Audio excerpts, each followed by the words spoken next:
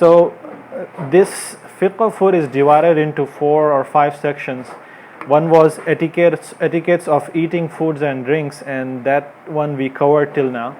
And now we moved on to the second part, which is the halal and haram food. So first we focused on how we should eat foods. That was our main focus, etiquettes of food. Now we go into what we should eat.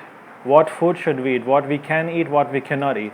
And within that, which is this chapter is mainly going to be about the natural foods, and then we will move on into about slaughtering and hunting. What are the rules related to it, especially in this country, what we need to focus. And then finally we will talk about ingredients of food. That's the fourth one. And inshallah we'll try to focus on when we go and buy foods from the stores, what we should look into and what are the different evidences that we have when we say something is haram or something is halal. So let's inshallah look into this topic of halal and haram foods. What natural form of foods is halal and what is haram, and the evidences therein. But before we get into those foods, we have to really talk about why do we really need to know about this? Why is it so much important? Is it not just the issue of scholars? Why should we average people should learn about this? So it is very important because many people are not careful about it, and as we will see, the in Quran we have, and a hadith also, we have certain foods designated as haram food, so we have to stay away from it. So without knowing them, you will not be able to stay away from it.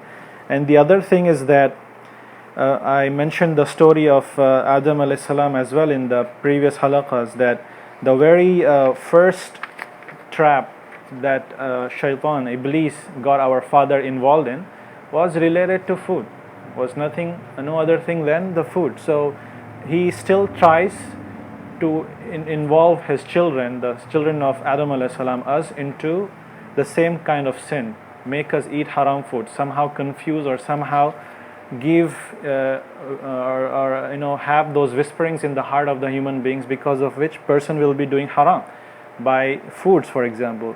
That was the first thing, and that will continue, and that is continuing even until this day. And some people don't even know that they are being tricked by Iblis. So that's the reason this halaqah will help you understand what are the different tactics or tricks that shaitan uses and how we can stay away from it. And the verse that Allah subhanahu wa ta'ala mentions in Surah Al-A'raf, فَوَسْوَسَ لَهُمَا الشَّيْطَانِ, shaitan whispered suggestions into Adam, into both of them, and that's how he was trying to make them eat. Allah subhanahu wa ta'ala told specifically to Adam alayhi salam, don't go near that tree. And what did he say to them? وَقَالَ مَا نَهَاكُمَا رَبُّكُمَا عَنْ هَذِهِ الشَّجَرَةِ إِلَّا أَن تَكُونَ مَلَكَيْنِ أَوْ تَكُونَ مِنَ الْخَالِدِينَ. So that was the response. He was saying that Allah subhanahu wa ta'ala just told you not to go or forbid you from that tree. It's because otherwise you would become an angel, or you would become an immortal. So first of all you have to understand that Adam alayhi salam, he didn't know something called, there's something exists called lie. Everybody, angels and everybody worships Allah subhanahu wa ta'ala. There is no sin involved, and now somebody is lying this is one concept that he was not aware of. And now on top of that, shaitan, he was swearing by Allah subhanahu wa ta'ala, and he was also saying, I am a well-wisher. He said, وَقَاسَمُهُمَا إِنِّي لَكُمَا لَمِنَ النَّاصِحِينَ. He swore by Allah to them both, saying, verily I am one of the sincere well-wishers of you both. So that was the thing. So he presents the matter very, very nicely, and he tricks us. That's what his tactic is. And apart from that, in Quran also we see many verses in Surah Al-Ma'idah also. Allah subhanahu wa ta'ala said, يَسْأَلُونَكَ مَاذَا أُحِلَّ لَهُمْ قُلْ أُحِلَّ لَكُمُ الطَّيِّبَاتِ. They ask you, addressing to Rasulullah sallallahu alaihi wasallam, they ask you what is lawful for them. So you should say, lawful unto you are al-tayyibat, the halal things, or the pure things. So what are those tayyibat? Again, that Rasulullah sallallahu alaihi wasallam explained it in a lot of detail in many ahadith. And also Allah subhanahu wa ta'ala mentioned وَيُحِلُّ لَهُمُ الطَّيِّبَاتِ وَيُحَرِّمُ عَلَيْهِمُ الْخَبَائِثِ. That is basically same thing. He allows them at-tayyibat, what is pure, what is halal, and he prohibits them what is al-khaba'ith, which is meaning anything impure or unhealthy or something that causes harm to you. This is in Surah Al-A'raf. And other thing you have to know is that whatever you eat, it becomes a part of you. So if you eat filthy things, you become, you have that part in you. So you have to be very careful what you eat. So let's look, inshallah, why exactly something is haram, right? If Allah subhanahu wa ta'ala says don't eat this and eat this, why is He saying that? What's the purpose of it? So the first reason is that there are few foods which are harmful to your faith. Like what? How is something harmful to your faith? We will discuss this in more detail, but this is just a summary. If like somebody slaughters something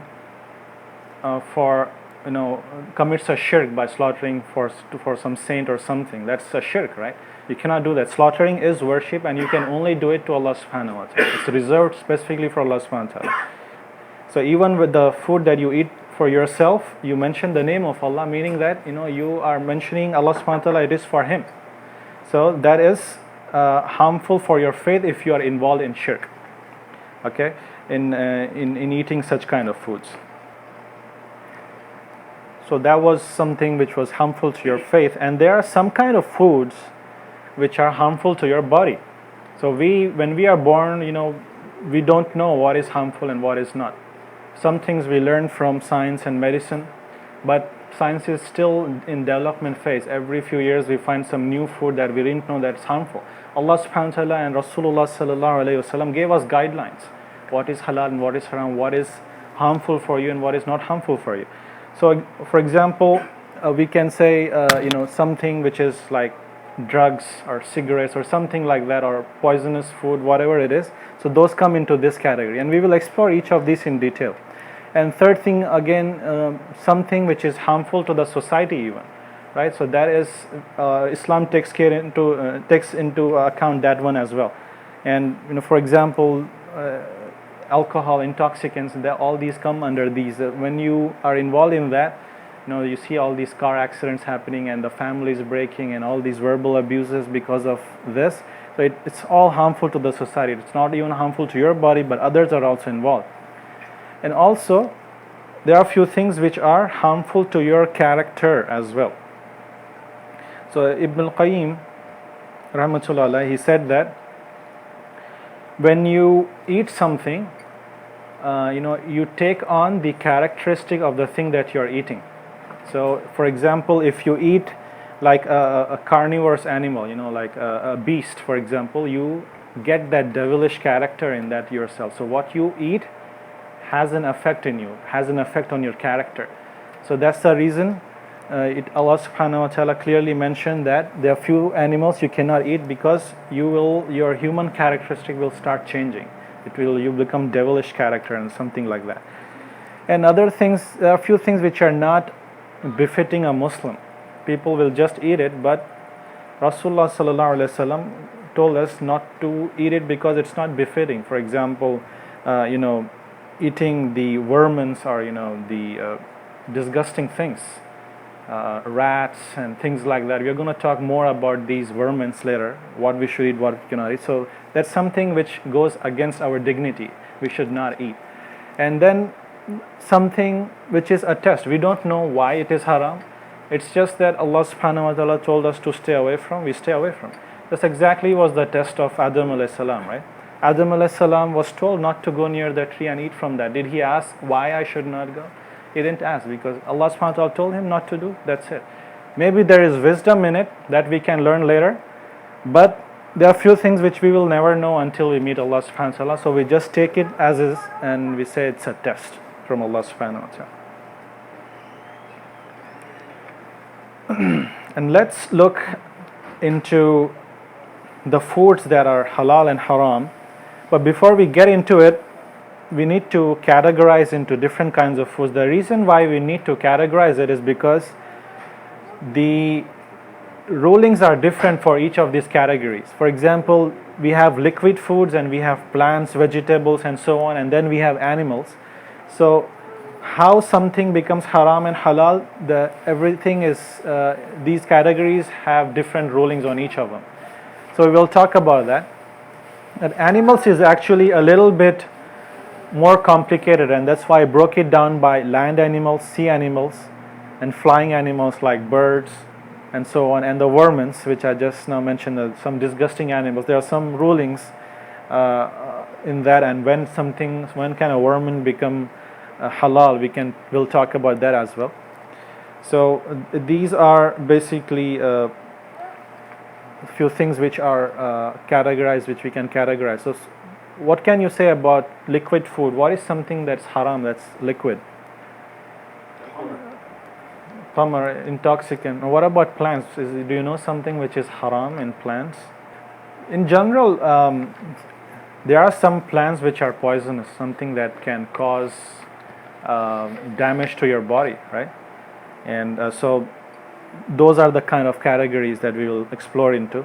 Animals, there are many things, and that's why I said it's complicated, but the rules are very simple. So once we know the rules, it's very easy. So we don't have to discuss all the 10,000 animals. This is halal, this is haram. We don't have to do that. We just will learn about those 4 or 5 principles. Once we know that, you yourself can understand and find out what is halal and what is not. So let's talk about this one, general rule regarding foods. This applies to all kinds of foods, liquids, plants, and animals, everything. Okay, and when I say liquids, it also includes things like cigarettes as well, right? Because when you smoke, it mixes with your saliva and goes inside, and that's why we say in Ramadan it breaks your fast, because cigarette liquefies inside your body. So again, that is haram to you. Why? Because it's harmful for your body. We'll explore why exactly scholars made it haram. It was makruh before, and now scholars say that it is haram now. Why is it? What are the evidences that scholars are giving that it's haram? We will talk about that as well. But general rule that you have to remember is everything is halal unless you have an evidence to prove that it is haram. So if somebody asks you, if you go go to the subway and take, for example, tuna sandwich, right? So if a person asks you, what's the proof that it is halal? What's the proof it is halal? So what will you say?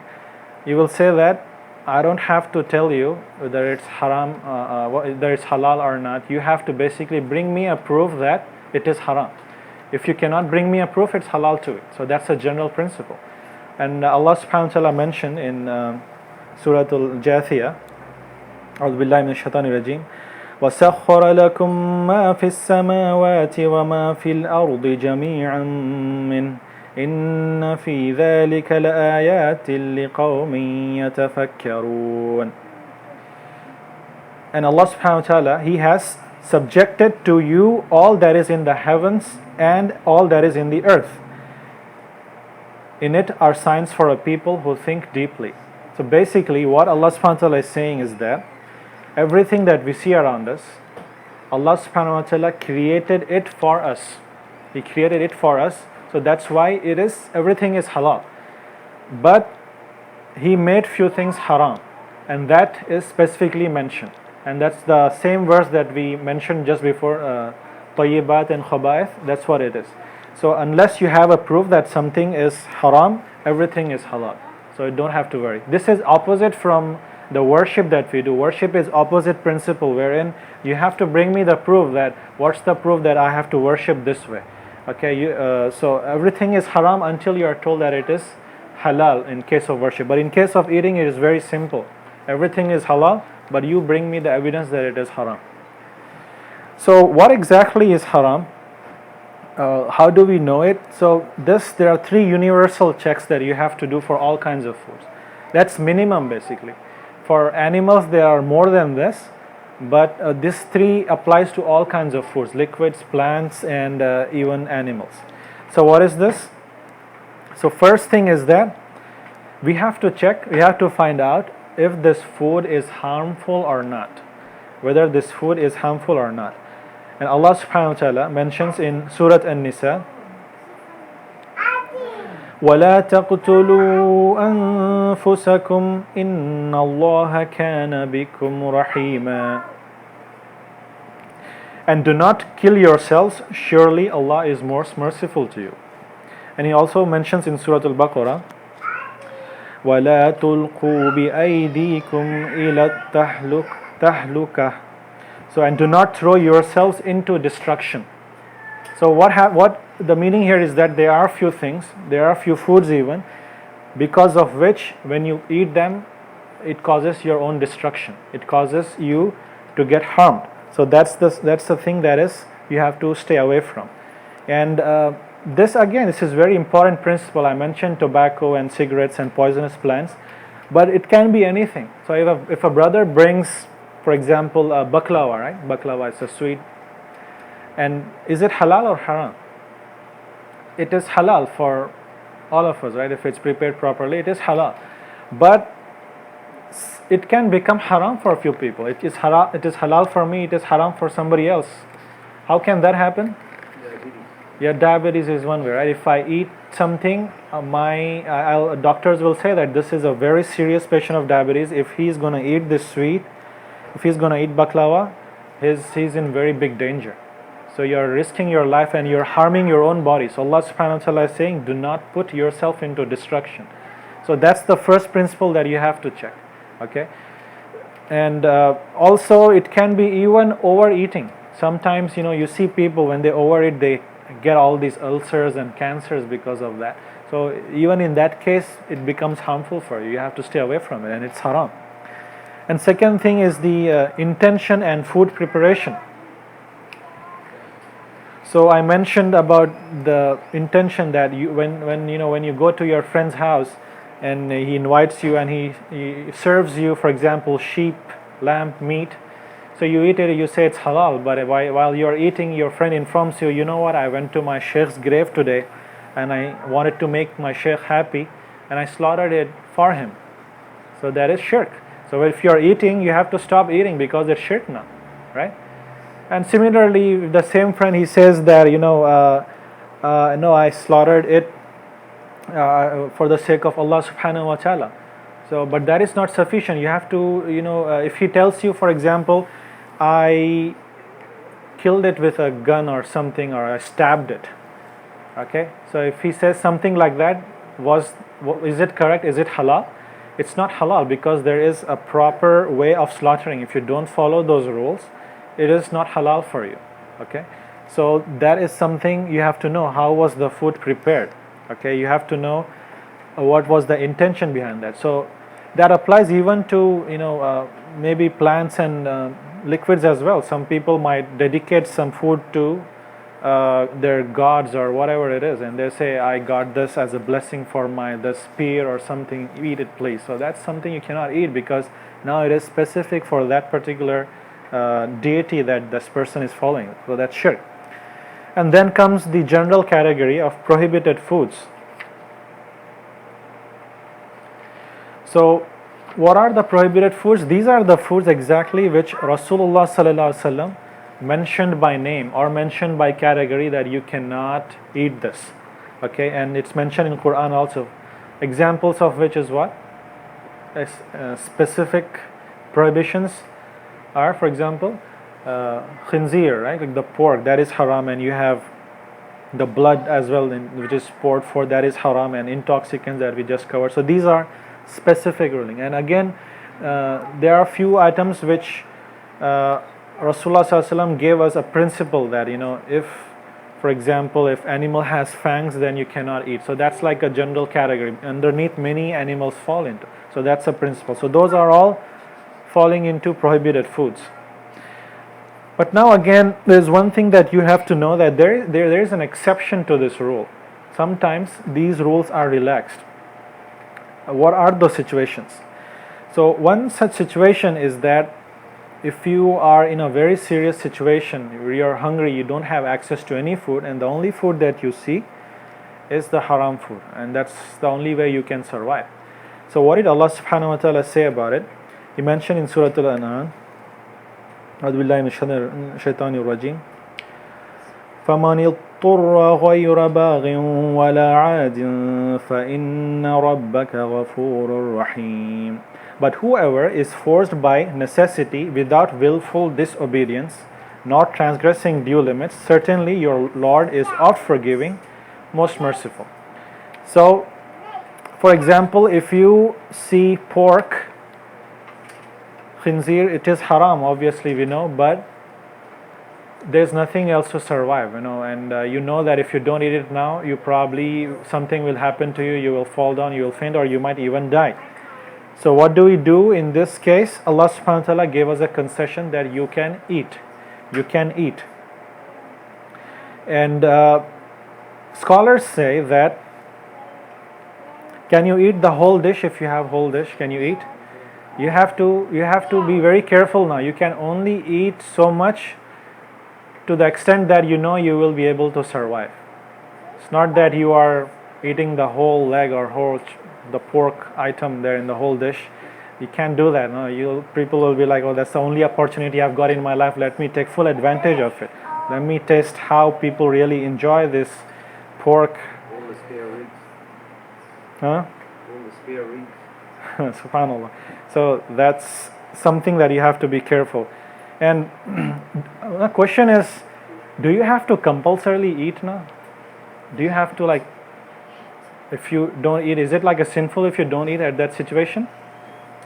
We asked this question to Sheikh Yasir Birjas. He said that it's just permissible to eat, but if you stay away, even if it causes death, inshallah you will be a shaheed. And he gave example of martyrs as well. Like for example, the first martyr of Islam, the woman martyr of Islam, who was it? Sumayya radiallahu anha. And she was forced to say kufr, right? And she had an option. Allah subhanahu wa ta'ala gave permission that if somebody is forced, you can lie to them and save yourself. But she chose the path of shahada. She chose that I want to be a martyr, and Allah subhanahu wa ta'ala granted her martyrdom. So that's the same thing. So maybe it's a way of Allah subhanahu wa ta'ala testing and granting them martyrdom. But in general, if you want to take the concession, you are more than welcome. You can take it. It's no problem at all. You will not at all be sinful. What is another exception that you can think of? This food can become halal, which is haram in general. So one such case would be if you need a medical treatment. If you need a medical treatment and you know that there is no other alternative except to take this medicine which has haram ingredients, there does not exist any halal ingredients.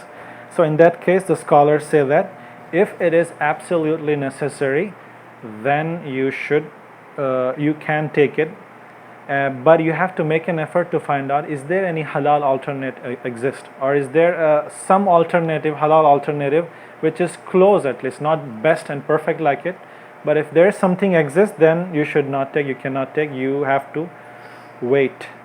But if you know that it is harmful, then you have to it's okay to take that medical treatment. SubhanAllah, I see some we often hear about these cases where Sahaba radiallahu anhu and even the Tabi'i, and also the cases of Zainul Abidin and so on, when they were told that your leg had to be amputated, one of the great scholars and the great Salaf, they said that, I don't want to drink alcohol, I don't want to get intoxicated, because there was no anesthesia at that time. So that's how they used to make them amputate. You just drink a lot of alcohol, lose your senses, and then you amputate. So when this scholar, he said that I no way I'm going to drink alcohol, it's haram, even though there is a concession, I'm not going to drink it. So what did he do? He said that I am going to offer my salah, and while I am offering my salah, then you amputate. Why? Because these are the kind of people, when they start praying, they are communicating with Allah subhanahu wa ta'ala. They will forget about the world. They don't know what's happening in the world. They are in a completely different world. So that's how these people were, and they said that, and that's what they did actually. When he was in prayer, they amputated his leg, and he was, it was as if like, there is no effect on him. So these are really very high level people. These are the people guaranteed Jannatul Firdaus, inshallah. So may Allah subhanahu wa ta'ala make us like these people, who have this khushu' in salah. So, but in general, I'm telling you that it is permitted to take such medications. Let's look at one more issue. Is it okay to eat animals? Is it really okay? I mean, is it better to stay vegetarian, or is it better to eat meat? Now, did Rasulullah sallallahu alaihi wasallam eat meat? He did, right? And if there was something bad in it, he would stay away from it, right? So now that there are a few groups, they say that, hey, how can you be so barbaric? How can you kill an innocent life? You're torturing an animal. You shouldn't be doing this. Donkey is wrong. Yeah, no, I'm going to cover it, don't worry. So the reason is that, how we view things is that Allah subhanahu wa ta'ala mentioned in Surah Al-Baqarah, هو الذي خلق لكم ما في الأرض جميعا. He it is who created for you all that is on the earth. So Allah subhanahu wa ta'ala is saying, whatever I created, it is for you. It is to serve you. But at the same time, we should be aware of all those ahadith which mentions that you cannot be cruel to animals. If you hit the animal and stab it or beat it to death with a stick, for example, your akhirah is in big danger. And we also know some hadith how because of a cat, a woman went into hell. So if you don't follow the proper principles, you might end up in hellfire.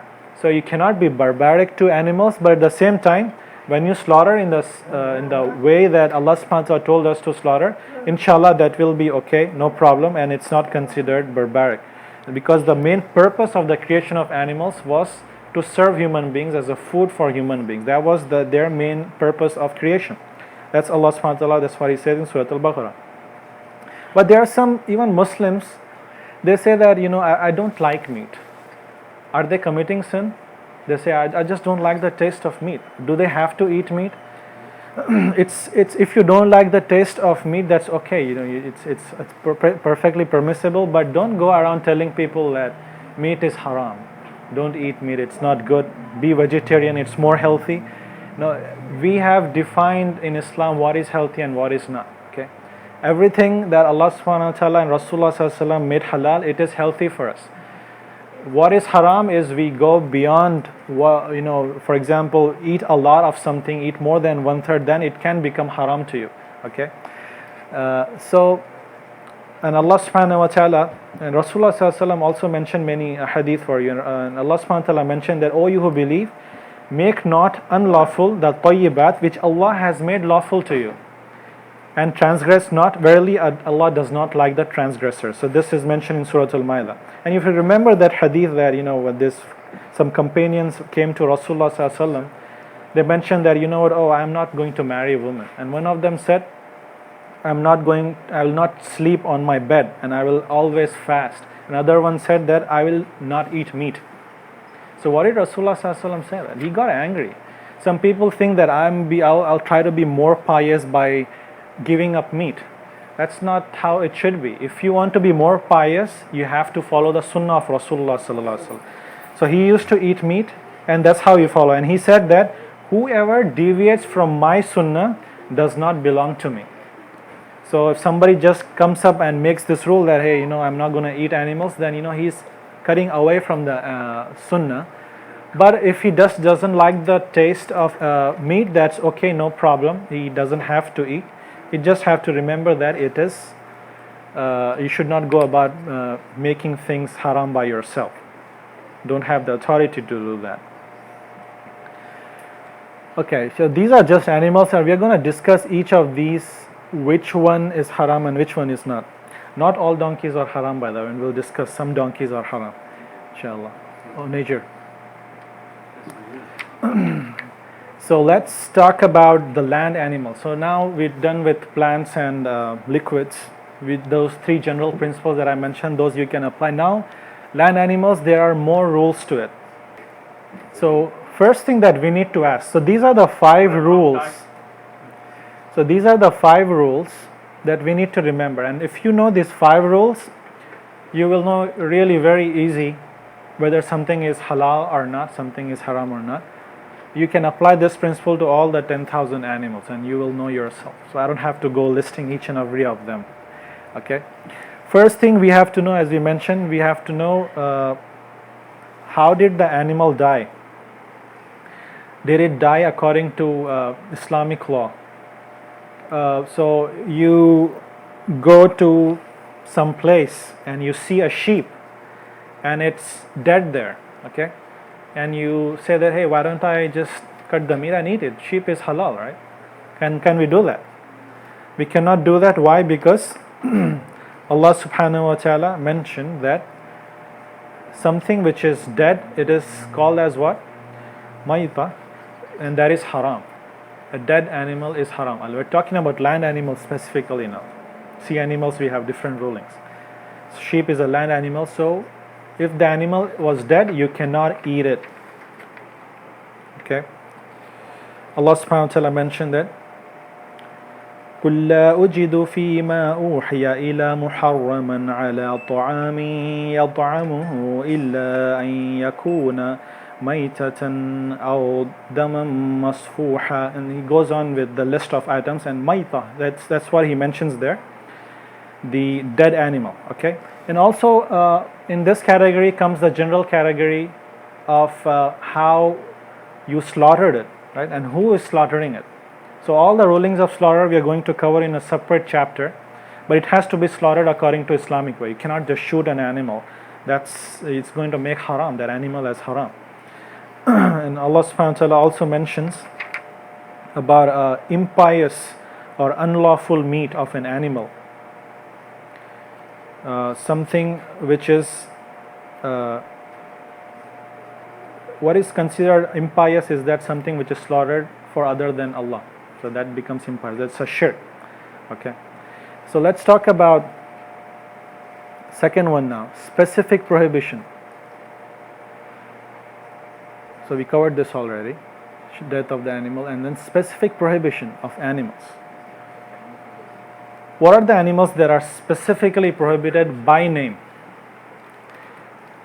Allah subhanahu wa ta'ala mentioned in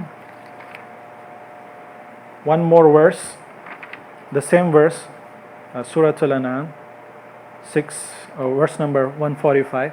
He mentioned khinzir, which is pig or swine. What's the difference between pig and swine?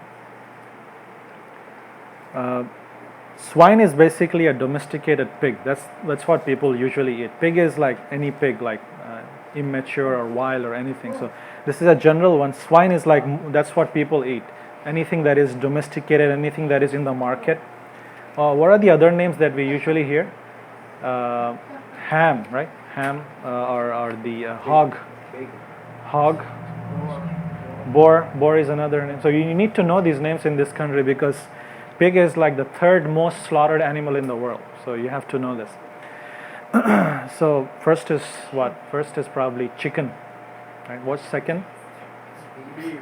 Oh, if you look in the whole world, don't just think about Arabs and Indo-Pak people. In the whole world, second is duck, interestingly.